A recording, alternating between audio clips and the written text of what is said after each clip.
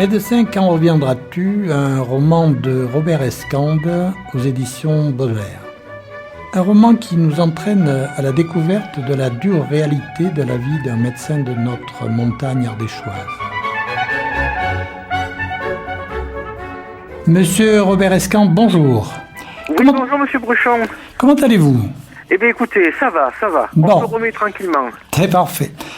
Dites-moi, pourquoi, après 20 ans que vous avez passé sur le planteur des choix, d'abord, pourquoi avoir choisi de venir vous installer dans un pays, un lieu étranger pour vous?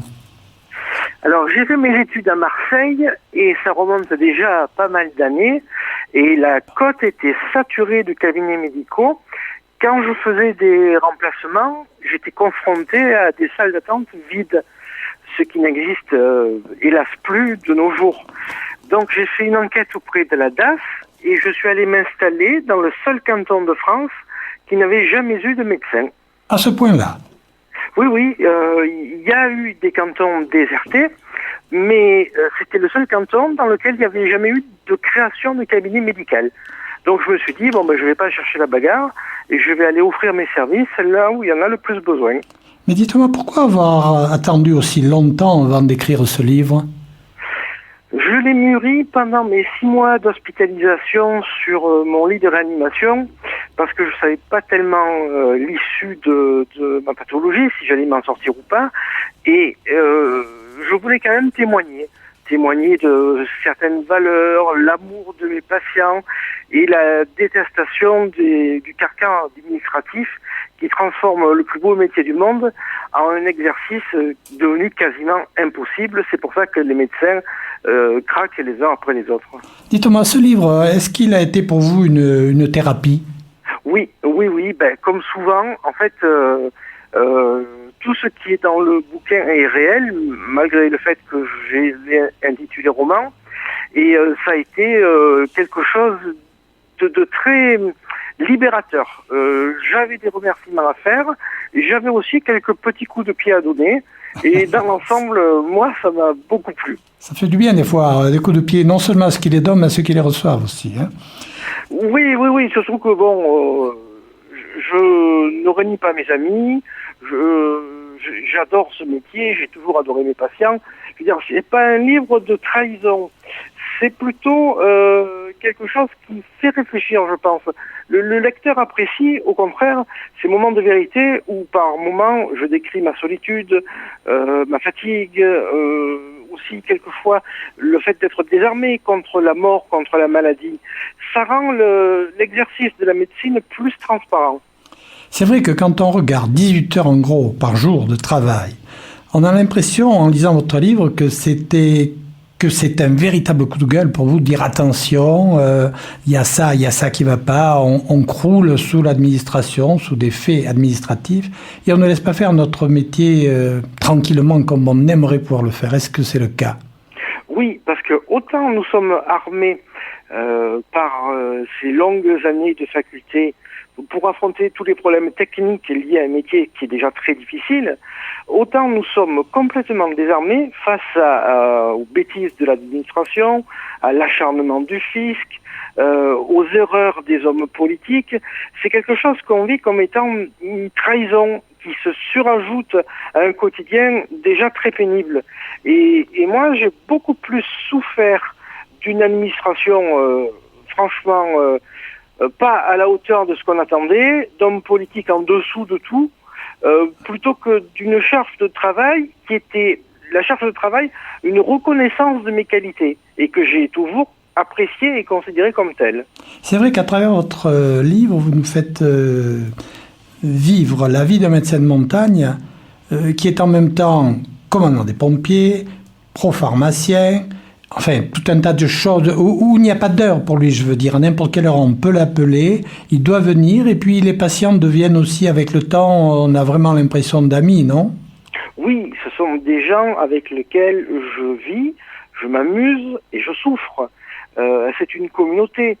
Le problème de ces installations à la campagne, c'est que si vous répondez pas au téléphone, enfin c'est ce que je faisais moi, si par malheur il m'arrivait d'avoir un moment de lassitude et de ne pas répondre au téléphone, j'étais sollicité par le bip des pompiers ou la sirène, et de toute façon, que je sois fatigué ou pas, que ce soit la nuit ou le dimanche, l'intervention, il fallait que je la fasse. Mais c'était aussi quelque chose de passionnant, une aventure humaine extraordinaire. J'espère que le lecteur le vivra à travers mon livre. C'est vrai, c'est pas pour vous faire un compliment, mais surtout pour un premier livre, c'est pas toujours évident. Mais on a l'impression de vivre cette aventure avec vous, pas à travers tous ces moments difficiles que vous traversez, parce qu'il faut reconnaître quand sur le plateau Ardéchois, il y a pas mal de neige l'hiver, vous preniez votre 4x4 qui vous permettait quelquefois même de dépanner les pompiers. Oui.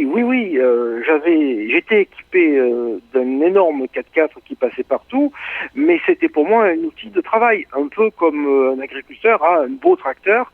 J'avais moi un beau 4x4 qui sert absolument à rien en ville. C'est pas des véhicules à acheter quand on est citadin, mais en l'occurrence sur le plateau Ardéchois, mon gros 4x4 m'a dépanné de bien de situations périlleuses. Oui. C'est ça se justifiait pleinement, on va dire. Oui. Je reconnais que il n'est pas bien vu quand on traverse des fois des villages ou des villes de circuler avec ces appareils qui ressemblent plus à des tracteurs qu'à des voitures. Oui, ou à se faire revoir en ville. Il faut se mettre à la place de celui qui l'utilise dans le cadre de son métier. Et moi, mon 4x4, c'est pas la voiture que j'utilise tous les jours pour aller acheter des cigarettes, bien que je fume pas, vous voyez le truc. Mais c'est quelque chose qui me rendait service énormément, qui me permettait de passer là où les autres véhicules ne passaient pas. Regard sur les livres, une émission littéraire proposée chaque jeudi sur Fréquence 7 par Aimé Bruchon.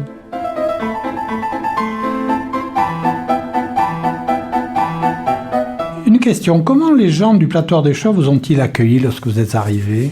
Ah, très bien. Je n'ai rien à dire contre l'accueil des patients ardéchois.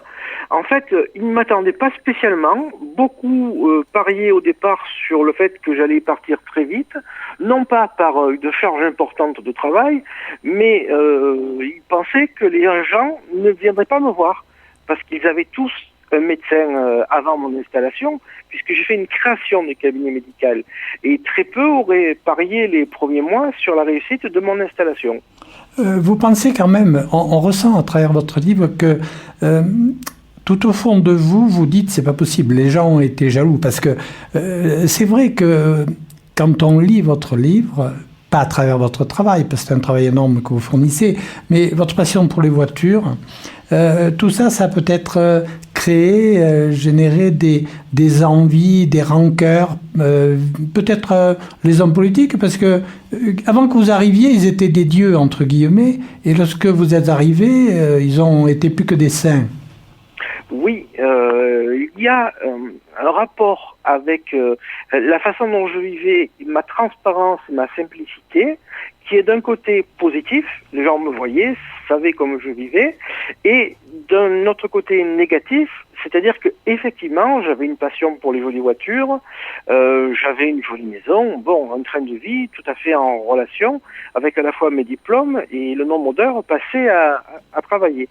Ce rapport amour-haine, attirance et jalousie, c'est quelque chose que j'ai vécu assez difficilement. J'en ai souffert, c'est vrai. Il y a ce contrôle aussi inopiné, entre guillemets, de cet inspecteur des pharmacies et qui vient et qui cherche, et finalement vous craignez à travers votre livre qu'il vous, entre guillemets, je vais dire le mot exprès, vous sac, et finalement il vous a reconnu plein de qualités, et il n'y a pas eu un rapport désagréable à votre encontre. Ah oui, ça a été une surprise mémorable. Bon, je n'étais pas le seul médecin pro-pharmacien du plateau. Ce n'était pas moi qui m'étais installé, ni le premier, ni le dernier. Mais bien évidemment, les contrôles des médecins pro-pharmaciens du plateau ont commencé par moi. parce que j'avais le plus gros cabinet. Et cet inspecteur, assez rigide en apparence, quand il est venu faire une inspection surprise, c'était clairement pour me faire fermer, pour constater des anomalies. Vous savez, il y en a toujours, hein. Quand on cherche, on trouve. Hein. Et il avait pour mission, il était mandaté pour me faire fermer. Et or, je m'en suis fait un ami. Il a passé la journée à contrôler, à voir un petit peu comment ça se passait. Et à la fin, il m'a fait un rapport des plus élogieux. Et je n'ai jamais été inquiété par l'administration fiscale par rapport à la gestion de ma pharmacie. Alors, on rencontre aussi dans votre livre les difficultés que vous aviez à trouver des médecins remplaçants, avec certains cas atypiques, qui font sourire. Hein, il y a ce Martiniquais, je crois. Il y a eu cette jeune dame qui, malheureusement, après est décédée parce qu'elle a eu un cancer ou quelque chose comme ça. Mais seulement... ma question va être la suivante. Est-ce que lorsque justement ce sont souvent des internes qui font des remplacements, a priori, sauf peut-être des médecins qui ne font que ça, que des remplacements, est-ce que vous avez une formation pour la propharmacie ou pas? Alors, je ne le laissais pas seul. C'est-à-dire que mes remplaçants, soit n'utilisaient pas la propharmacie, soit l'utiliser sous contrôle de ma secrétaire ou de mon épouse, quand c'est moi qui partais pour une formation médicale, par exemple à l'étranger ou des conférences. Les remplaçants étaient toujours cadrés dans l'utilisation de la propharmacie. Une dernière question, parce que malheureusement nous arrivons au terme, puisque 10 minutes c'est vite passé. Est-ce que vous pouvez nous parler disons, on va dire 1 ou 2 minutes, l'histoire de la mère Poignard? Bien sûr, ce sont des noms inventés, hein, ça évite de mettre des visages dessus. Ah, c'est une figure typique du haut plateau ardéchois, une dame marginale qui vivait dans sa 4L. Oui, c'est quelque chose de vraiment poignant.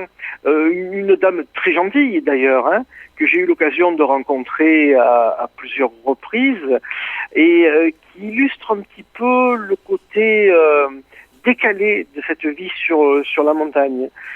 Sa ferme s'était effondrée et la mairie du lieu où elle habitait avait construit, en lui vendant ses terres, un microscopique cabanon pour l'abriter parce que, bien entendu, elle refusait d'être hospitalisée en institution et elle préférait vivre sur le plateau ardéchois qu'en ville, dans un hospice ou dans un hôpital. Et cette dame-là, qui est malheureusement décédée, avait une grandeur d'âme, malgré son aspect rugueux, une beauté quelque part qui m'a toujours fasciné et qui a toujours fasciné les gens qui l'ont rencontrée. Mais Monsieur Robert Escande, je suis désolé, nous arrivons au terme de notre émission. Et non pas pour vous faire plaisir, mais parce que je le pense, je recommande particulièrement votre livre à nos auditeurs, parce qu'ils passeront un très bon moment en montagne, en haute montagne, ou je pourrais dire, mais au chaud. Mais vous êtes très gentil, Monsieur Bruchon, et j'espère vous revoir bientôt. Mais moi aussi, à très bientôt, au revoir. À très bientôt, au revoir.